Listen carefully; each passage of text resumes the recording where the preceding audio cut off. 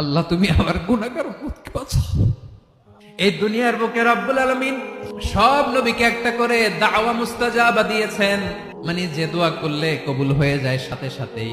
দুনিয়ার সব নবীরা ওই দোয়াটা দুনিয়ায় করে ফেলেছে। বিশ্বনবী বলবেন, আল্লাহ ওই স্পেশাল দোয়াটা দুনিয়াতে করি নাই, আজকে আমি তোমার দরবারে দাঁড়িয়ে কিয়ামতের দিন ওই দোয়াটা করছি। আল্লাহ আমার যে উম্মতের হৃদয়ে যাররা পরিমাণ ঈমান আছে, আমার একটা উম্মতকেও তুমি জাহান্নামে ঢুকাতে পারবা না। বিশ্বনবী পাগলের মতো একবার হাউজে কাউসারে যাবেন, একবার সিরাতে যাবেন, একবার পুলসিরাতের দিকে, একবার হাউজে কাউসারের দিকে পাগলের মতো দৌড়াতে থাকবেন, তার কোন গুনাহগার উম্মত যাতে জাহান্নামে ঢুকে না যায়।